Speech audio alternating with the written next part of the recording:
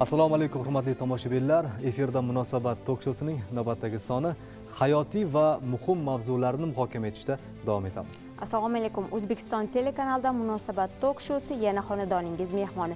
Bugun ham jamiyatimizda bo'layotgan turli o'zgarishlar, dolzarb mavzular bilan sizning xonadoningizga tashrif buyurdik va albatta bugungi mavzuyimiz global bo'lgan mavzulardan biri, ya'niki O'zbekistonning eng yaqin 1000 yillik tarixga ega bo'lgan qo'shni davlatlardan biri bo'lgan Turkmaniston bilan xalqaro aloqalari, do'stlik munosabatlari va strategik sherikligi haqida.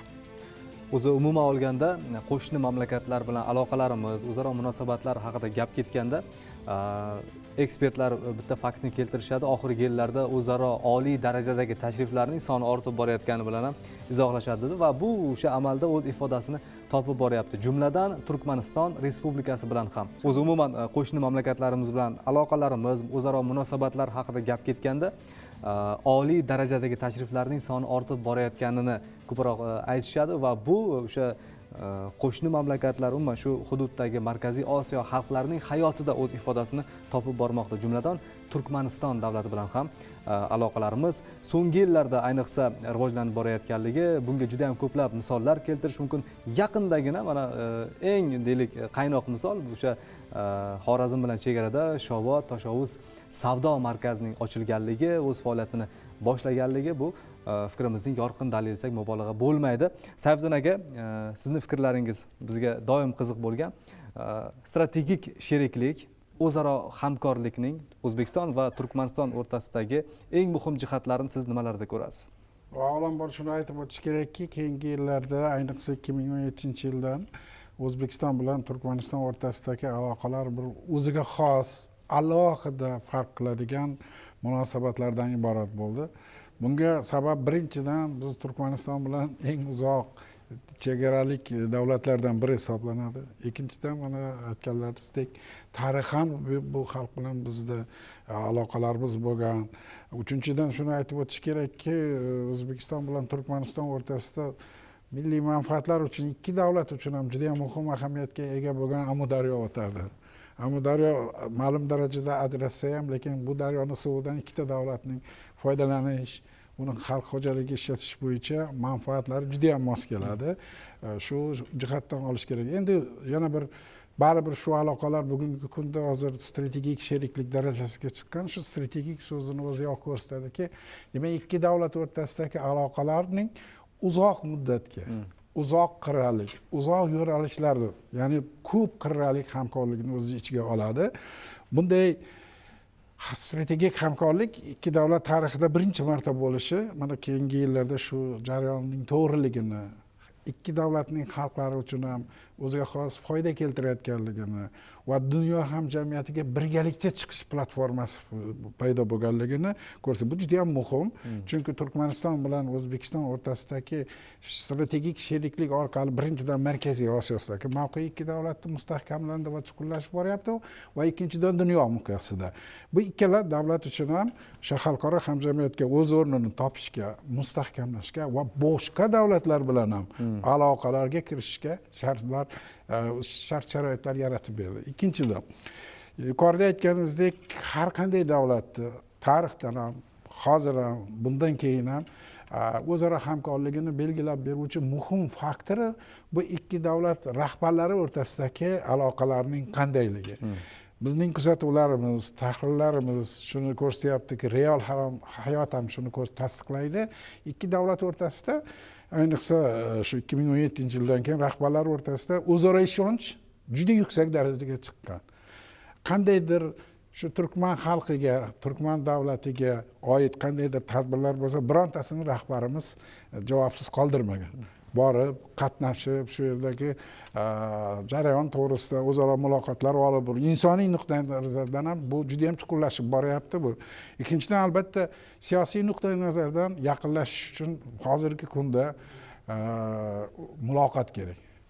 Masalan, bizni davlatimiz va Turkman davlati rahbarini alohida chaqirib, qandaydir formatlarda konferensiyalar uyushtirish yoki qandaydir yig'ilishlar orqalidan ham tashqari ikki davlat o'rtasida telefonni shunday ko'tarib siz qanday ishlayapsiz, bizda mana shunaqa o'z navbatida ularniki ham mana shu bu ikki davlat rahbari Samimiyatga qurilganda. samimiyatning yuqori darajaga chiqqanligini ko'rsatadi. Samimiyat bor joyda ish bo'ladi, yutib bo'ladi. Mana shu nuqtai nazardan olib qaraydigan bo'lsak, Turkmaniston bilan biz birinchi navbatda transportdan foydalanish bo'yicha o'zaro manfaatlarimiz bor. Chunki logistika bo'yicha. Chunki qarang, Turkmaniston juda muhim strategik nuqtaga joylashgan. Turkmaniston orqali bir vaqtning o'zida Eron orqali dengizga, boshqa davlatlarga chiqilyapti. Birinchi bo'lib mustaqillikdan keyin ham Tejan O'zbekiston o'rtasida o'sha Tejan bilan Eron o'rtasida temir yo'l qurilgan edi. Bu ham juda muhim ahamiyatga ega bo'lgan. Hozir shu kengayapti, chuqurlashib boryapti. Bu bir. Ikkinchidan Turkmaniston endi Xudo bergan mana masalan Kaspiy dengizini katta bir qirg'og'ida.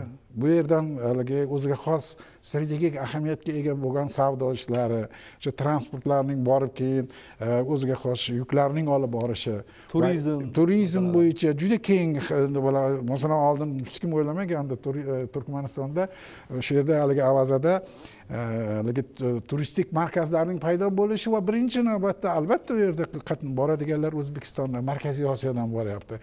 Mana shu yerda bir vaqtning o'zida nafaqat siyosatchilar, balkim boshqa tashkilotlar bilan, oddiy odamlar bilan ham mana shu jarayon chuqurlashyapti va yangi imkoniyatlarni beryapti. Juda muhim. Eng muhim strategik ahamiyati Turkmaniston bilan biz mana shu transport koridorlari natijasida mana Ozarbayjon orqali Yevropaga chiqishning bugungi kunda juda ham muhim ahamiyatga ega bo'lgan yo'lak sifatida paydo bo'lyapti. Bu yerda Turkmaniston siz birga ishlamasangiz, loyihalarni birga amalga oshirmasangiz natija bermaydi.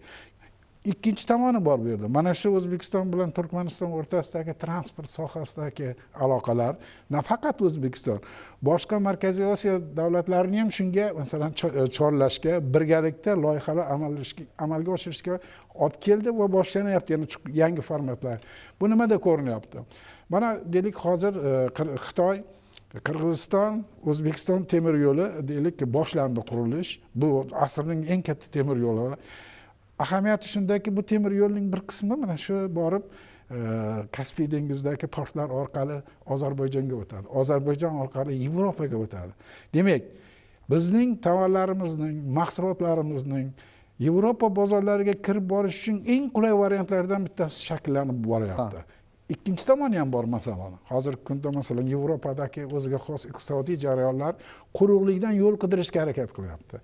Yaqinroq, hamma yaqinroq, arzonroq, qulayroq, xavfsiz deylik hududlardan o'tishini xohlaydi. Demak, Yevropa davlatlari uchun ham bu yerda hozir deylik mana shunday sharoit yaratilyapti. Bu bilan Yevropa orqali Ozarbayjon orqali Turkmaniston, O'zbekiston bu tomoni borib Xitoygacha boradi. Chunki mana shu savdo-iqtisodiy transport haqida gapirganingizda yaqindagina o'sha Turkmaniston davlati rahbarini O'zbekistonga tashrifi, o'sha ikki mamlakat rahbarlarini oliy darajadagi o'sha uchrashuvlar o'tkazilganligi va mana shu uchrashuvlar doirasida o'sha Shovot Toshovuz savdo markazi ochilishi amalga oshirildi, marosim bo'lib o'tdi.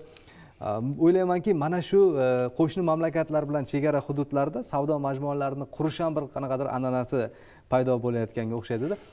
O'zi umuman mana shu savdo markazlarining ochilishi birinchidan savdo nuqtai nazaridan, ikkinchidan aloqalarni ham yanada o'sha siz aytganingizdek samimiyat asosida bir rivojlantiradi deb o'ylayman. Bilasizmi, davlatimiz rahbarining masalan yangi o'sha Markaziy Osiyo tashqi siyosatining muhim strategik nuqtalaridan biri qo'shni davlatlar bilan chegara rayonlarida savdo sotiqni, o'sha ishlab chiqarishni rivojlantirishga qaratilgan. Nima uchun? Uzoq yillar davomida mana bu yerda Turkmaniston vakillari ham bor, o'z bilgan, chegaralar yopiq bo'lgan. Hatto qarindoshinikiga o'ta olmagan.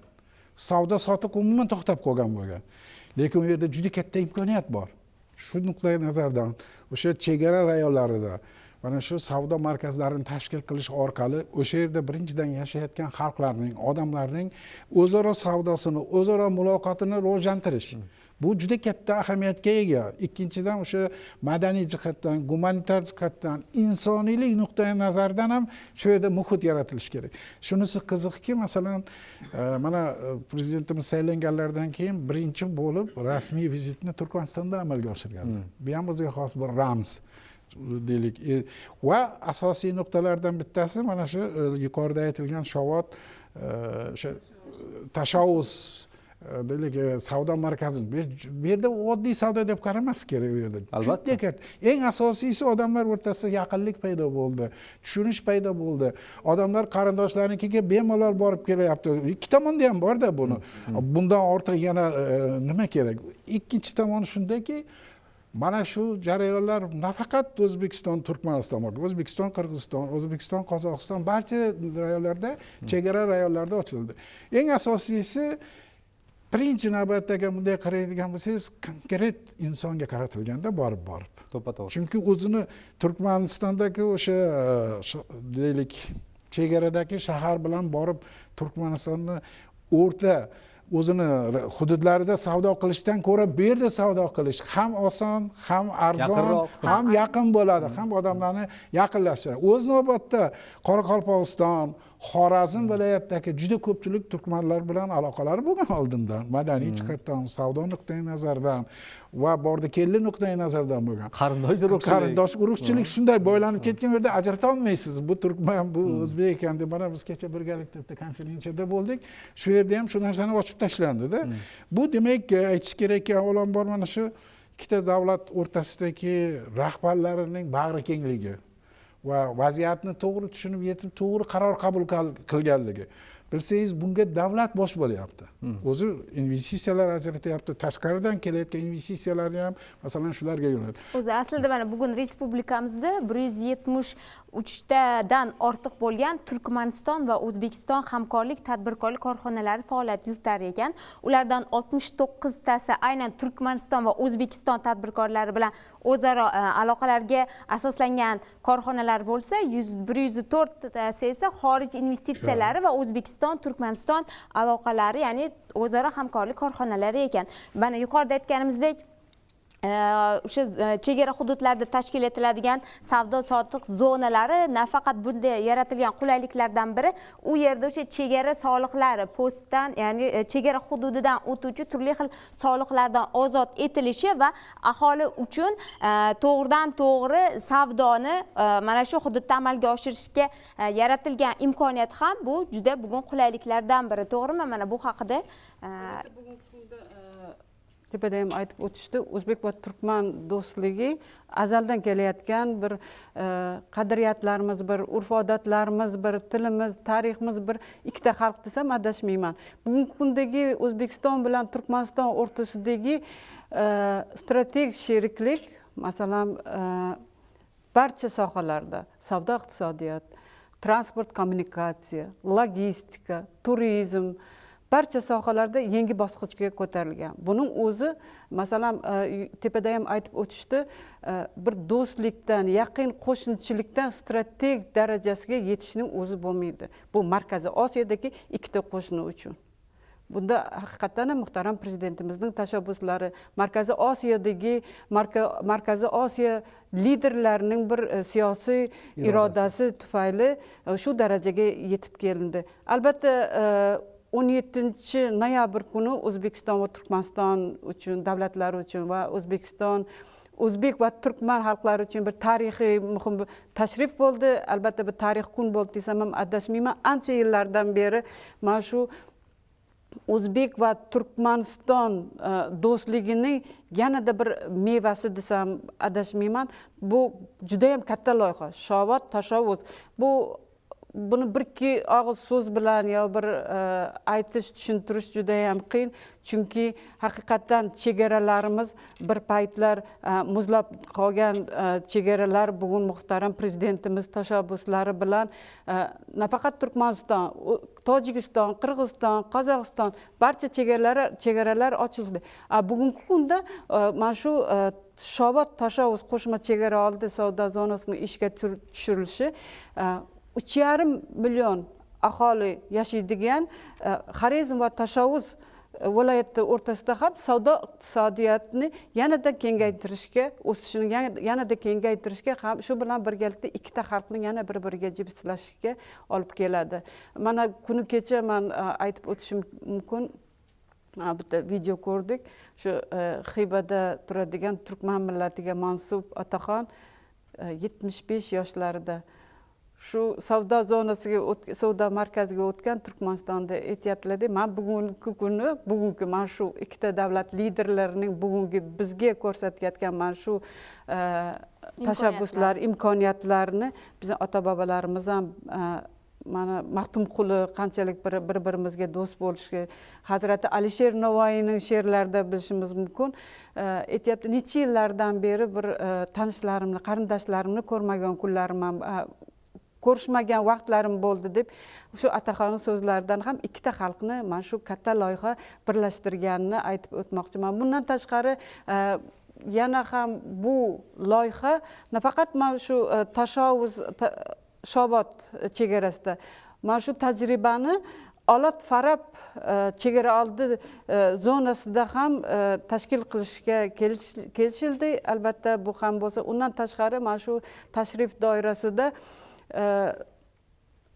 poytaxtlar o'rtasidagi memorandum. Yo'q, poytaxtlar o'rtasidagi Turkman poytaxtlar o'rtasidagi aviaqatnovlar tiklandi, qaytadan tiklandi. Bu ham bo'lsa, ikkita davlat o'rtasidagi nafaqat savdo, iqtisodiyot, turizmning rivojlanishiga katta imkoniyatlar yaratiladi.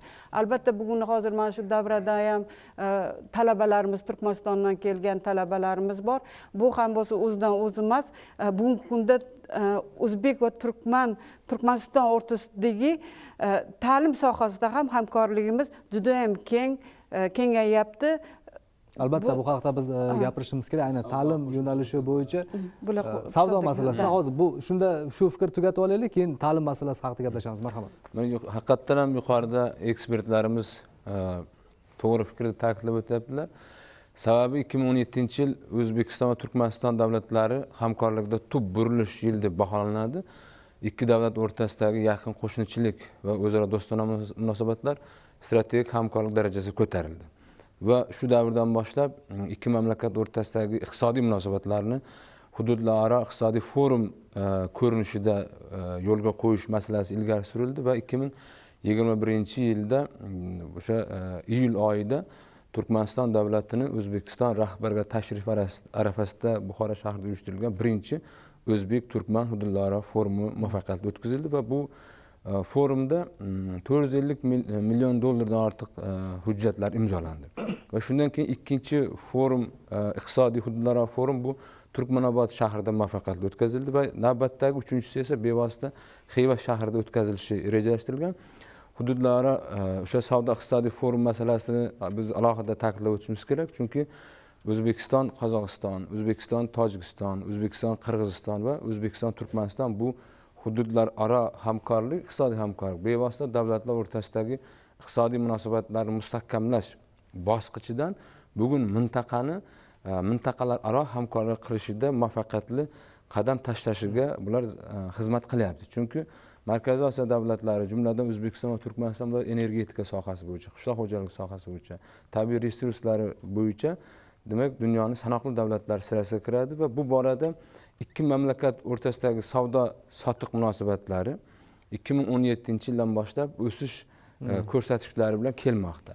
Va bu yuqorida ta'kidlangandek ikki mamlakat rahbarlarini, davlat rahbarlarining samimiy uchrashuvlari, samimiy muloqotlari bevosita davlatlararo munosabatlarni sifat jihatdan yangi bosqichga ko'tarib kelyapti. Va bu borada adashmasam savdo aylanmasi taxminan 1 milliard hozirgi vaqtda 1 milliard dollardan ortiq darajada. Bu 24-yil oxiridagi raqam edi-da. Demak, hozir oshgan. Endi 2 milliardga yetkazishga maqsad qilingan. Albatta buning uchun barcha imkoniyatlar bor ikkita davlat o'rtasida. Shuni aytmoqchiman-da, nega deganda mana biz 1 milliardga yetkazish mana 2017-yilda mumkin emasdek holat bo'lganda, lekin bugungi o'sha 1 milliarddan oshiqroq hajm, bugungi aloqalar, bugungi do'stona munosabatlarning oldida kamdek ko'rinyapti-da. O'shani hozir yanada oshirish harakatida. Sababi ikki mamlakat o'rtasida bugungi kunga kelib ham iqtisodiy masalada hali imkoniyat darajasida yetarli darajada foydalanmaganligini Potensial ko'rish juda ham mumkin. yuqori. Potensial yuqori, sababi ikki mamlakat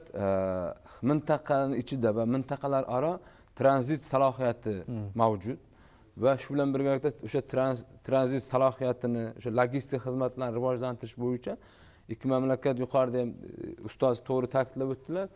Mana Tajan Siraxis Mashhad temir yo'l yo'lagini o'tkazish bu bevosita O'zbekiston va Turkmanistonning iqtisodiy munosabatlari ham, madaniy munosabatlari ham tizimli ravishda kelayotganini ko'rish mumkin. Sababi mustaqillik dastlabki yillarda bu mamlakatlar o'rtasida shu O'zbekiston davlat tomonidan kiritilgan investitsiya asosida Turkmaniston Eron hududlararo temir yo'lga investitsiya kiritildi. Ikkinchisi O'zbekiston Respublikasining tashabbusi bilan 2010-yildan boshlab O'zbekiston, Turkmaniston, Eron, Ummon temir yo'lagi masalasida kelishuvlar aytib o'tish mumkin bo'ladi va bugungi kunda ham O'zbekiston va Turkmaniston davlatlari mana shu janubiy hududga Erondagi Chaharbakir savdo portiga O'zbekiston o'zini yuklarini yetkazishda, demak, Turkmaniston orqali muvaffaqiyatli demak iqtisodiy munosabatni olib boradi. Bu yerda yana bir narsa e'tiborni tortadi, ya'ni o'zingiz yuqorida aytganingizdek 2017-yilda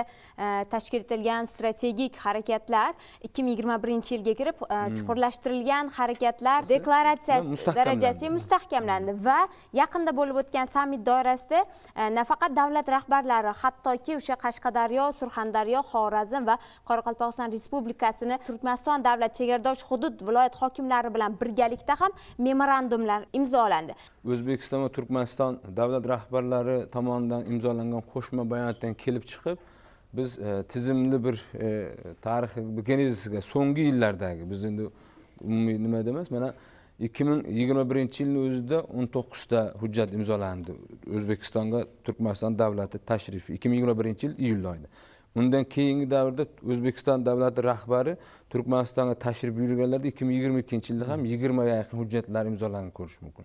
Va bugungi kunda ham ikki davlat o'zaro diplomatik munosabatlari hujjatlar kanselyariyasiga nazar tashlaydigan bo'lsak, 20 ga yaqin hududlar aro, hukumatlar aro va vazirliklar darajasida imzolangan hujjatlarni ko'rish mumkin. Mana masalan aytib o'tish mumkinki, O'zbekiston Respublikasi viloyatlar yuqorida aytgandek Xorazm viloyati va Toshqovuz viloyati o'rtasida iqtisodiy, madaniy, gumanitar sohalarni qamrab oluvchi hamkorlik to'g'risidagi bitimlar. Bu demak Xorazm viloyati va Toshqovuz viloyati, Buxoro viloyati va Livo viloyati o'rtasida va shuning bilan birgalikda Toshkent viloyati bilan Axal viloyati o'rtasidagi o'zaro bitimlar aytib o'tish mumkin. Shuning bilan birgalikda O'zbekiston Respublikasida va Turkmaniston davlati o'rtasida tibbiyot va tibbiyot ilm fani to'g'risida hamkorlik to'g'risida hujjat keltirish mumkin. O'zbekiston va Turkmaniston davlatlarining madaniyat vazirliklari darajasidagi 2026-2027-yillarga mo'ljallangan dasturlar keltirib o'tish mumkin. Yoki bo'lmasa O'zbekiston Respublikasidagi aql markazlari, ya'ni strategik va mintaqalar tadqiqotlar instituti bilan birgalikda Turkmaniston davlatining xalqaro munosabatlar institutlari o'rtasidagi hamkorlik to'g'risidagi hujjatlarni keltirib o'tish mumkin. Maqsad bugungi kunda ikki davlat o'rtasidagi iqtisodiy hamkorlik. Hozir biz iqtisodiy hamkorlik haqida to'xtalamiz. Madaniy hamkorlik alohida bir mavzu va shu munosabatlarda bugun davlatlar tasodifiy, kuzata olmaydigan bir geosiyosiy bir tahlikali zamonda aql markazi o'rtalarida sun'iy intellektdan foydalanish masalasi, yangi startap loyihalarini taqdim etish masalasi, bular ikki davlat o'rtasidagi masala hisoblanadi. Bu takliflar bevosita biz shartli ravishda va haqli ravishda aytib o'tishimiz kerak.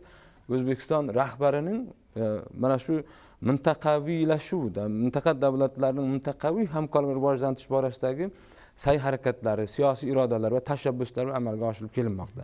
Mana masalan 2025-yilning 5-6 avgustda Turkmanistonda bo'lib o'tgan dengizdan chetda joylashgan rivojlanayotgan davlatlarning 3-konferensiyasida O'zbekiston Respublikasi prezidenti tomonidan ilgari surilgan taklif va tashabbuslardan 6-si mana shunday masala edi. Ya'ni endi bugungi kunda o'sha katta dengizdan uzoqda bo'lgan davlatlar o'rtasida sun'iy intellekt orqali yoki bo'lmasa demak yangi loyihalar orqali aql markazlari tomonidan muntazam tadqiqotlar olib borish va tadqiqotlar natijasida qo'lga kiritgan natijalarni demak mintaqa iqtisodiy taraqqiyotiga xizmat qilish masalasini ilgari suradi va shundan kelib chiqib yana bitta narsa aytib o'tishimiz kerak. Men yaqindagi Turkmaniston davlat rahbarining O'zbekistonga tashrifi bu tarixiy tashrif deb baholanyapti siyosatchilar tomonidan. Sababi bu tashrif doirasida O'zbekiston Turkmaniston sammiti muvaffaqiyatli o'tkazildi va Markaziy Osiyo davlatlari maslahatlashuv uchrashuvi demak yangi formatda aks etishi, ya'ni o'sha Ozarbayjon davlatini to'liq huquqli a'zo bo'lib kirish masalasi ilgari surildi. Bu masala va muloqot uchrashuvining keyingisi Turkmanistonda o'tkazilishi va belgilandi. mana shu masalada 2025-yilning shu avgustda bo'lgan uchrashuvda O'zbekiston, Ozarbayjon, Turkmaniston davlatlari o'rtasidagi dengiz qirg'oqlaridan foydalanish masalasida kelishuvlar aytish mumkin. Bu juda ham muhim. Biz o'zi har bitta kelishuvni, har bitta sohadagi aloqalarni chuqur tahlil qilishimiz kerak. Lekin baribir qolgan yo'nalishlarni ham bir fikrlarni eshitishimiz kerak edi. Albatta, mana chegara ta'lim hududida masalalari bor bu yashovchi, yerda, ta'lim oddiy masalalari. xalq uchun qanday, ya'ni turkman qardosh do'stlarimiz xalq uchun, O'zbekiston fuqarolari uchun, turkman fuqarolari uchun mana shunday do'stlikdan ularga ham qandaydir manfaatlar yoki imtiyozlar berilganmi? Mana shartnomalar orasida nimalarni ko'rishimiz mumkin? Mana shu uchrashuv doirasida bir qator muhim hujjatlar imzolandi. Shu hujjatlardan asosan xususan maktabgacha maktab ta'lim sohasi hamda oliy ta'lim sohasidagi hamkorlikda aloqalarni kengaytirish, pedagog kadrlar malakasini oshirish hamda shu ta'lim tizimini xalqaro standartlarga moslashtirish bo'yicha kelishuvlar imzolangan. Bu bo'yicha asosan ya'ni shu O'zbekistonda yashayotgan turkman xalqini shu o'z ona tilida dars o'tadigan, ya'ni respublika bo'yicha oladigan bo'lsak 588 ta maktabda turkman tilida dars olib boriladi. Bunda aniq sifra bo'ylab O'zbekiston Respublikasida 588 ta maktabda ona tilisi turkman tili bo'lgan aniq sifralar bilan ayta olamiz. Bugungi kunda 11311 ta o'quvchi o'z ona tilida turkman tilida dars oladi. Ya'ni buni shu joyda ta'kidlab o'tib ketish kerakki, bu Markaziy Osiyo davlatlari, nafaqat boshqa chet el davlatlarida ham bunaqa imkoniyat yaratilmagan. Bu O'zbekistonimizni mana shu millatlararo totuvlik, diniy bag'rikenglik yo'nalishida va har bir o'sha millatni o'zini ona tilida o'qishiga imkoniyat yaratib berishi bilan bog'liq. Albatta. Asosan mana shu statistikaga qaraydigan bo'lsak, o'zi respublikada 10.100 dan ortiq maktab bor. Shundan shu aytaylik, qozoq, qoraqalpoq, tojik, qirg'iz yoki turkman tillarida dars olib boriladi. Ya'ni o'zini ona tilisini o'qitiladigan, yana ta'kidlab o'taman, boshqa davlatlarda yo'q bu narsa. O'zbekistonda yaratilgan shu narsa. 1810 ta maktabda 950 mingdan ortiq. Ya'ni shuncha o'quvchi o'zini ona tilida, ya'ni qozoqlar o'z ona tilida, qirg'izlar o'z ona tilida, qoraqalpoqlar yoki bo'lmasam turkmanlar, har bir xalq o'sha o'z ona tilida o'qitilib, o'z ona tilisi bilan ya'ni dars o'qitiladi. Bundan tashqari oliy ta'lim sohasida ham ko'p kelishuvlar bo'ldi. Mana oliy ta'lim sohasidagi hozir mana pedagog kadrlar malakasini oshirish, ilmiy anjuman deymiz yoki boshqa sohalar, bu bugungi kunda Turkmaniston talabalari, ya'ni 3400 ga yaqin Turkmaniston talabalar O'zbekistonda kelib o'qiyapti. Bugun tahsil olyapti. Oliy ta'lim muassasalarida bizda tahsil olyapti. Endi bu nimadan dalolat beradi? Mayli, oliy ta'limki endi umumiy anaqada o'qitiladi, lekin umum ta'lim muassasalaridagida bu aytib o'tadigan bo'lsam, har bir tilni o'zini ona tilisini o'qitgandan keyin uning uchun har bir o'zini uchun darslik kerak. Bu juda davlat ko'p mablag' talab qiladi. Har birini o'zini shu darsliklarini, kitoblarni har birini o'zini ona tilisida chop qilib, buni o'zlariga o'sha tarjima qilib yetkazib berib, ular bu nima desam bo'ladi? O'zbekistonda agar misol uchun faqat o'zbek tili bo'ladigan bo'lsa, bir xil nusxada chop etilishi mumkin edi. Bu alohida tarjima qilinib, unga alohida o'sha mutaxassis ajratilib, unga qo'shimcha davlat byudjetidan mablag' ajratilib, juda katta mablag' evaziga shu har bir millatni, har bir xalqni o'sha o'zini ona tilisida o'qish uchun sharoit yaratib berilgan. Bu o'sha millatlararo totuvlikni masalasidagi juda ham katta ishlar desak mubolag'a bo'lmaydi. Mana hozir oliy ta'lim haqida gap ketganda, bizda tahsil olayotgan turkmanistonlik talabalar ham studiyada ishtirok etishyapti. Ularning ham fikrlarini hozir eshitamiz. Undan avval esa bir aytyapmiz-ku, madaniyat, san'at, adabiyot bu o'sha bizni qon-qonimizga singib ketgan. Chunki nega unday deyapman? Deylik, turkmanistonlik ijodkorlarni, san'atkorlarni konsertida o'tirsak, bemalol biz ham mazza qilib eshitamiz yoki umuman o'sha turkman qardoshlarimiz ham xuddi shunday. Men bunga shaxsan guvoh bo'lganman. O'sha O'zbekiston madaniyati kunlari Turkmanistonda o'tkazilganda qardoshlarimiz ham juda ham shunaqa mazza qilib eshitishdi, undan konsertdan keyin o'zlarini fikr va mulohazalarini bildirishdida. Ustoz, marhamat, adabiyot yo'nalishida biz Maxtumqulini qanchalik qadrlasak, qarindoshlarimiz Alisher Navoiyni yoki boshqa ijodkorlarni shunchalik qadrlashadi. Marhamat. Rahmat. Adabiyotlar do'stligi, xalqlar do'stligi degan shior bejizga aytilmaganda, xohlagan bir millatning yozuvchi shoirining boshqa bir millat yozuvchi shoiri bilan shaxsiy do'stligi bordi keldilar ham o'sha xalqlar o'rtasidagi aloqalarni mustahkamlashga qaysidir ma'noda hissa qo'shadi. Shu ma'noda bugungi ko'rsatuvimizga mavzu bo'layotgan O'zbekiston, Turkmaniston xalqlari o'rtasidagi do'stlik rishtalarini yanada mustahkamlashida ham o'sha Maxtumquli, buyuk turkman shoiri Maxtumquli Firog'iy ijodining o'rni alohida. Barchamizga ma'lumki, 2024-yilning 11-oktyabrda Ashxobod shahrida Maxtumquli Firog'iy tavalludining 300 yilligiga bag'ishlangan xalqaro forum bo'lib o'tdi. Bu forumga mamlakatimiz prezidenti Shavkat Mirziyoyev qatnashdi va nutq so'zladi. Mazkur forumga O'zbekistondan tashqari Rossiya, Qozog'iston, Qirg'iziston, Tojikiston, Mo'g'uliston, Eron, Pokiston, Armaniston davlatlarining prezidentlari va qator xalqaro davlatlarning parlamentlari rahbarlari ham ishtirok etdi. Aynan mana shuncha davlat rahbarlari orasida aynan O'zbekiston prezidenti Shavkat Mirziyoyevga Turkmaniston prezidenti Serdar Berdimuhamedovning maxsus qaroriga binoan Maxtumquli Firog'iy nomidagi medal topshirildi.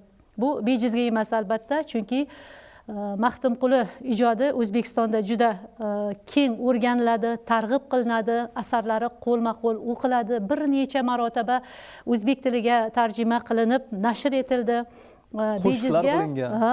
Bejizga O'zbekiston Maxtumqulining ikkinchi vatani sifatida e'tirof etilmaydi-da. Chunki barchamizga ma'lum, Maxtumquli Xivadagi Sherg'ozixon madrasasida 3 yil ta'lim olgan, shu yerda olgan ilmi, bilimi bilan dunyoga mashhur bo'lgan. O'zbekistonda biron bir xonadon yo'qki, Maxtumqulini she'rlari kirib bormagan bo'lsa, yoki bizda biron bir to'y hashamlar yo'qki, Maxtumqulining she'rlariga bastalangan ashulalardan ijro etilmasa. Ruh yaqinda ustoz. Ha, albatta, o'sha Xorazm vohasida hattoki baxshilar biron bir davrada chiqish qilmoqchi bo'lsa, atrofdagilarning e'tiborini o'ziga jalb qilish maqsadida oldin Maxtumquli ijodidan kuylagan. Keyin esa o'z repertuarlariga kirishgan. Maxtumqulini bilmagan baxshi haqiqiy baxshi sifatida e'tirof etilmagan. Mana shu narsaning o'zi ham Maxtumqulining ijodi baxshilik san'atiga beriladigan baho uchun mezon sifatida e'tirof etish mumkin. Va o'sha Sherg'ozixon madrasasida o'qigan payti ustozlaridan, o'sha maskandan minnatdorchiligini Maxtumquli o'zining Go'zal Sherg'ozi nomli she'rida bayon etgan. Makon tutib 3 yil ichdim tuzingni, ketar bo'ldim xush qol Go'zal Sherg'ozi. Unutmayman sira tillo eshiging, ketar bo'ldim xush qol Go'zal Sherg'ozi deydi. Mana shu yerdagi ilmi tufayli Maxtumquli butun dunyoga tanildi. Va biz e'tirof etishimiz mumkin, o'sha forumda mamlakatimiz prezidenti ishtirok etganda nutqida shunaqa satrlarni aytdiki, Maxtumquli o'zbek xalqi uchun ham g'oyat ardoqli va suyukli siymo ekani bilan biz haqli ravishda faxrlanamiz. Haqiqatda shunaqa. Maxtumquli o'zbekning o'z shoiri bo'lib ketganiga ancha yillar bo'lgan. O'tgan yili 16-oktyabrda o'sha mamlakatimiz prezidenti Shavkat Mirziyoyev turkman xalqining milliy yetakchisi Gurbanguli Berdimuhamedovga o'zbek tilida nashr qilingan Maxtumquli tanlangan asarlarining to'plamini taqdim etdi.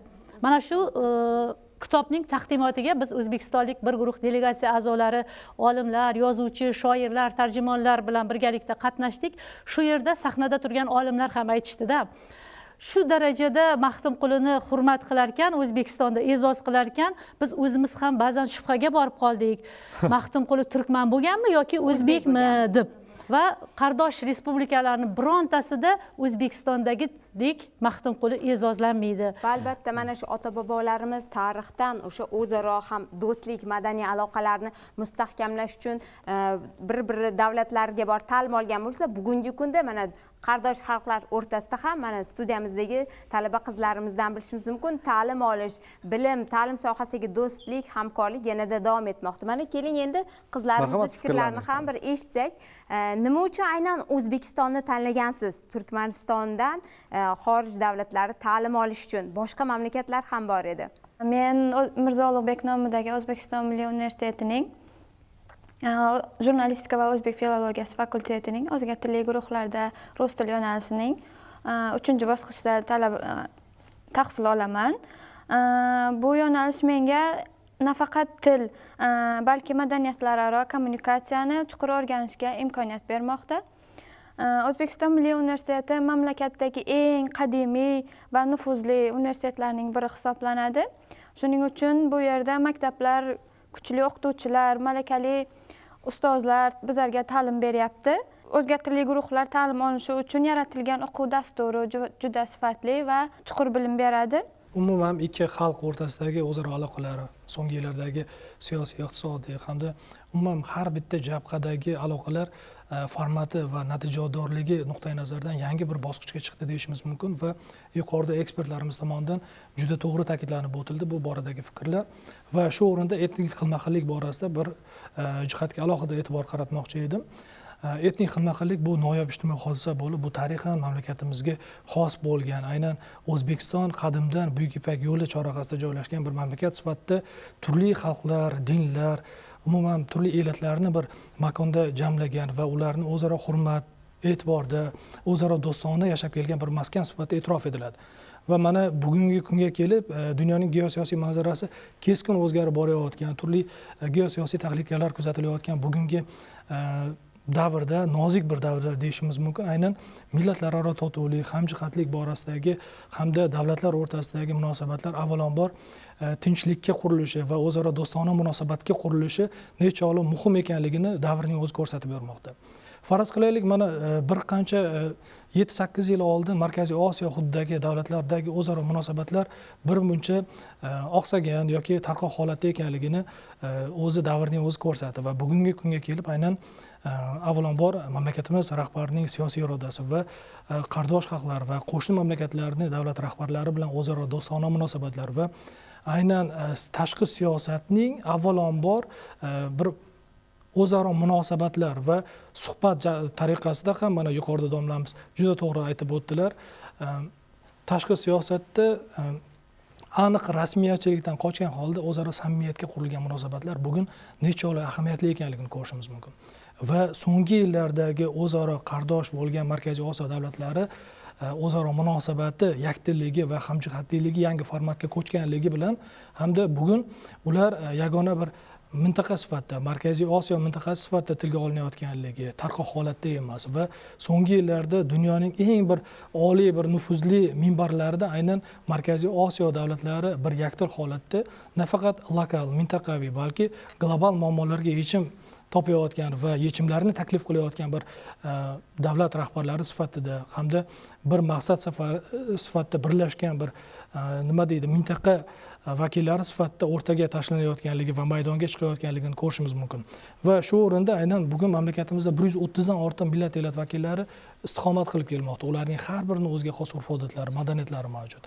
Aynan O'zbekiston avvalambor konstitutsiyaning preambulasi, ya'ni muqaddimasida yo'q, aynan millatlararo totuvlik va konfessiyalararo totuvlik masalasi va ko'p millatli jonajon O'zbekistonimizni ertangi farovonligi va gullab yashnashini maqsad qilgan holatda aynan mazkur konstitutsiyani qabul qilinishini ta'kidlab o'tganligi ham aynan bu millatlararo totuvlik va hamjihatlik borasidagi siyosat davlat siyosati darajasida va bu siyosat mamlakatning eng yuqori yuridik kuchga ega bo'lgan konstitutsiyasida aks etishi bu mamlakatni aynan tashqi siyosatda va ichki siyosatda avvalambor munosabatlarni o'zaro do'stona ekanligiga urg'u qaratish bilan bog'liq hisoblanadi. Va aynan Turkmaniston, O'zbekiston davlatlari tarixiga ham nazar soladigan bo'lsak, bu ikki xalq tarixan bir-birini takrorlovchi, bir-birini uyg'unlashtiruvchi va bir-birini bir to'ldiruvchi bir xalqlar sifatida va madaniy jihatdan qadriyatlar nuqtai nazaridan juda bir-biriga yaqin xalqlar ekanligini ko'rishimiz mumkin.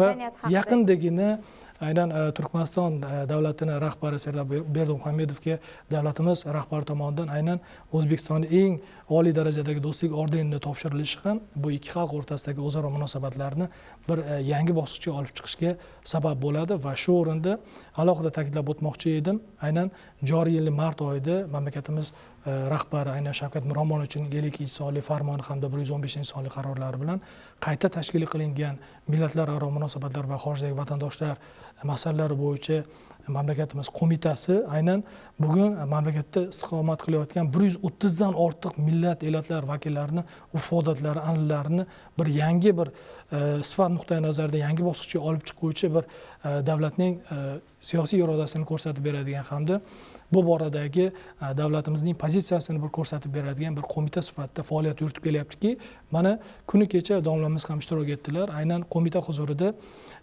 ekspertlar kengashi tashkil qilingan va ekspertlar kengashida ham kuni kecha shunday masala muhokama qilindiki, u ham bo'lsa aynan O'zbekiston hududida istiqomat qilayotgan turli millat elat vakillariga xos bo'lgan, xususan turkman millatiga xos bo'lgan bir ulardan olish mumkin bo'lgan va avlodlarga yetkazish mumkin bo'lgan bir qadriyatlar, jihatlarni bir ilmiy jihatdan o'rganish, ularni kelajakda avlodlarga bir ilmiy asoslagan holda yetkazib berish masalalari ham ilmiy ekspertlar kengashi tomonidan ko'rib chiqilyapti. Bu ham bo'lsa, bu tarixni avvalambor bugungi zamonaviy dunyoda, bugungi kommunikatsion texnologiyalar integratsiyasi ancha jadallashgan bugungi vaqtda aynan tarixni ham unutib qo'ymaslik kerakligi va o'zlikni tag tomirni unutib qo'ymaslik masalasi ham bugun o'rtaga tashlanayotganligi va bu borada ham ilmiy jihatdan asoslangan ishlar amalga oshirilayotganligini ko'rishimiz mumkin. Va 30-iyul bilasiz, Xalqlar do'stligi kuni mamlakatimizda hafta davomida nishonlanadi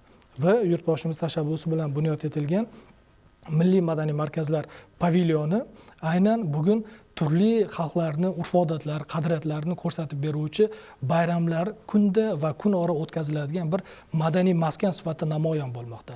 Va mana shu vaqtgacha qisqa vaqt bo'lishiga qaramasdan mana O'zbekiston, Turkmaniston mustaqilliklarining madaniyat kunlari, umuman zakovat yoki bo'lmasam boshqa bir madaniy kunlarda ham aynan turkmanistonlik talabalarning ham faol ishtirok etayotganligi bu hamda o'sha milliy madaniy markazlar pavilyonida 22 ta millatning do'stlik uylari bilan bir qatorda aynan turkman millatining ham o'zining do'stlik uyi qad rostlaganligi va unda aynan turkman millatini tarixidan, qadriyatlaridan so'zlovchi bir eksponatlar jamlanganligi ham bu aynan O'zbekistonda istiqomat qilayotgan turkman millatiga xos bo'lgan fuqarolarga yaratib berilgan turkman millatini qadriyatlari va urf-odatlarini saqlash va kelgusi avlodga yetkazib berilishi borasida qilinayotgan ishlarni bir namunasi sifatida ko'rishimiz mumkinki, bu ham aynan ikki xalq o'rtasidagi o'zaro do'stlikni rivojlanishga xizmat qiladi.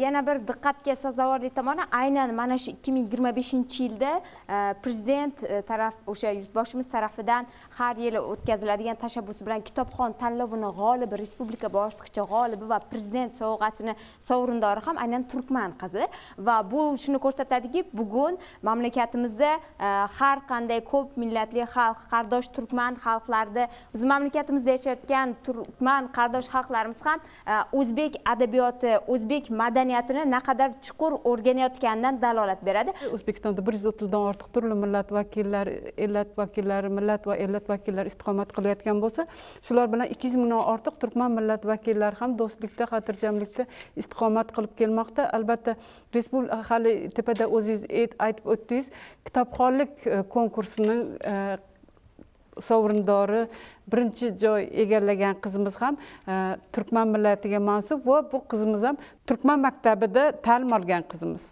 Turkman maktabida tugatib, o'zbek adabiyotiga bo'lgan uning sevgisi, o'zbek adabiyotiga bo'lgan bir muhabbati, hurmati albatta bugun muhtaram prezidentimiz tomonidan bir prezident sovg'asiga egallashiga imkoniyat yaratilib berildi. Shu bilan birgalikda nafaqat O'zbekistonda istiqomat qilayotgan boshqa millat vakillari, O'zbekistonda istiqomat qilayotgan yoshlarimizga ham katta imkoniyatlar yaratilib berilgan. Respublika Turkman madaniyat markazi qoshida bugungi kunda Baxtiyor yoshlar jamoasi bor. Undan tashqari turkman tilini o'rganamiz. Tugaragimiz, qo'l ishlari Elkazar, bundan tashqari Quncha bolalar raqs ansambli faoliyatini ko'rsatib kelmoqda. Bundan tashqari Respublika Turkman madaniyat markazimizning 6 ta viloyat bo'limlarimiz ham, u viloyat Qoraqalpog'iston Turkman madaniyat markazimiz ham barcha viloyat bo'limlarimizda ham o'z urf-odatlarimizni, an'analarimizni, qadriyatlarimizni ham asrab qolishi uchun barcha imkoniyatlar yaratilib berilgan. Bu ham bo'lsa bugungi O'zbekistonda istiqomat qilayotgan biz turli millat vakillarining O'zbekistonda hukm surayotgan millatlar o'rtasidagi totuvlik, do'stlik haqiqatan ustozimiz aytib o'tgandek bugun dunyoga namuna bo'lyapti. Hali tepada ham aytib o'tdilar, do'stlik haftaligi boshqa mamlakatlarda bir kunda o'tkaziladigan do'stlik haftaligi O'zbekistonda an'anaga aylangan. Haftalik qilib, hafta davomida o'tkaziladi. Bu yilgi do'stlik haftaligi ham biz turli millat vakillari uchun bir tarixiy bayramga aylandi desam adashmayman. Haqiqatan ham O'zbekistonda 22 ta turli millat vakillariga, turli madaniyat markazlariga bir do'stlik pavilyonlari muhtaram prezidentimiz tomonidan sovg'a qilib berilgani ham biz turli millat vakillariga yaratilib berilgan sharoitning bir mevasi deb bilaman.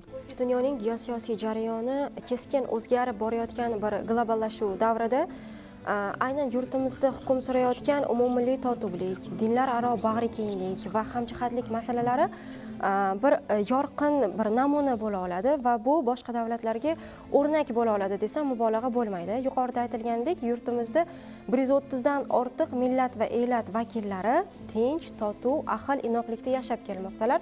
Ularning har birining dini, qadriyatlari, urf-odati va an'analarini saqlab qolish, rivojlantirish va kelgusi avlodga yetkazish maqsadida yurtimizda 157 ta milliy madaniy markazlari tashkil etilgan va ularning har biri o'z faoliyatini ko'rsatib kelmoqda. Shundan 7 tasi Turkman milliy madaniy markaziga tegishli, ya'ni ular Qoraqalpog'iston Respublikasi Turkman madaniyat markazi, O'zbekiston Respublika Turkman madaniy markazi va uning Buxoro, Qashqadaryo, Surxondaryo, Toshkent viloyati bo'linmalari hisoblanadi. Muhtaram prezidentimiz tomonidan aynan shu milliy madaniy markazlarga juda ham katta shart-sharoitlar, imkoniyatlar yaratib berilmoqda.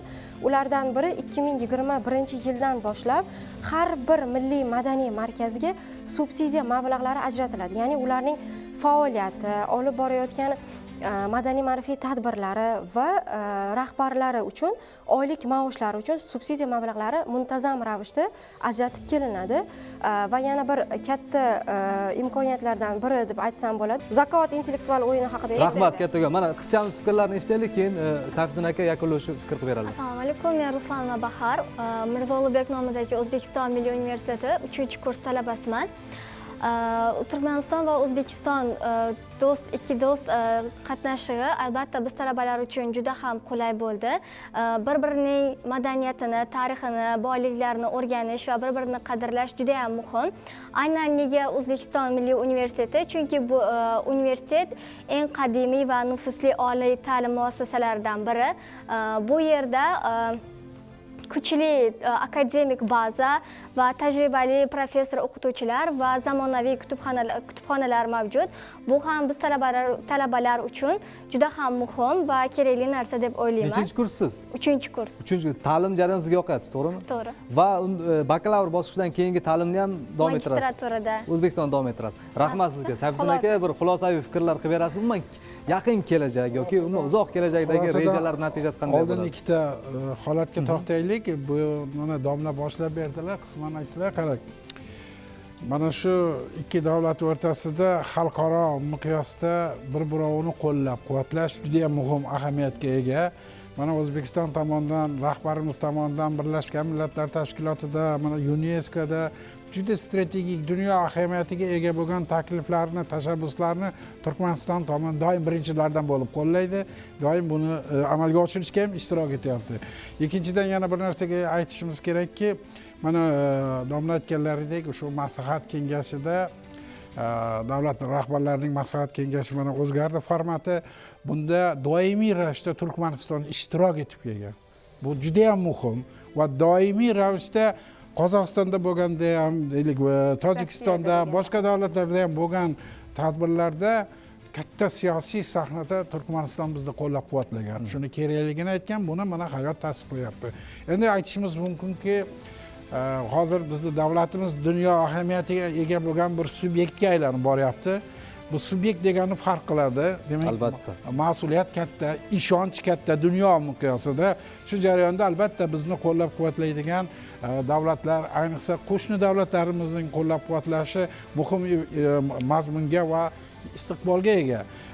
Bundan keyingi bizning tashqi siyosatimiz mana shu davlatimiz rahbarligi boshchiligida ochiqlik, pragmatizm, O'zbekiston manfaatlarini himoya qilish, mintaqa manfaatlarini himoya qilish bo'yicha hali oldimizda juda katta vazifalar, strategik ahamiyatga ega bo'lgan yo'nalishlar turibdi. Bu jarayonda albatta Turkmaniston bilan birgalikda bo'lish, birgalikda amalga oshirish ham Turkmaniston uchun, Turkman xalqi va O'zbekiston xalqi uchun o'ziga xos yangi imkoniyatlarni beradi. Oxirida mana shu ikki davlatdagi xalqning farovonligini ta'minlashga, turmush sharoitini yanada yaxshilashga va dunyoda shu o'zining davlatini namoyish etishga yangi imkoniyatlar beradi. Rahmat. Ekspertlarimiz ishtiroki uchun va javoblar uchun rahmat deymiz. Hurmatli tomoshabinlar, siz Munosabat tok-shosini tomosha qildingiz. Biz unda ildizi, tarixi, kelib chiqishi, san'ati, madaniyati, jamiki barcha yo'nalishlarda mushtaraklik bo'lgan turkman qardoshlarimiz bilan bo'lgan aloqalarimiz, ularning natijalari va kelgusidagi oldindagi vazifalarni birgalikda muhokama qildik. Albatta, O'zbekiston bugun butun dunyo hamjamiyati diqqat markazida, chunki u nafaqat Yevropa, xorij mamlakatlari, balki aynan o'z qo'shnichiligini mustahkamlayotgan mana shunday odim qadamlar bilan strategiyasida davom ettirayotgan davlatlardan biri. Shunday ekan, azizlar, har qanday mamlakat, har qanday qo'shni xalqlarimiz bugun O'zbekiston bilan do'stona hamjihatlik ruhini birgalikda olib borishdan manfaatdor, xususan O'zbekiston ham. O'zbekiston telekanalida uzoqlashmang deymiz. Siz bilan Munosabat tok-shosi edi. Xayr.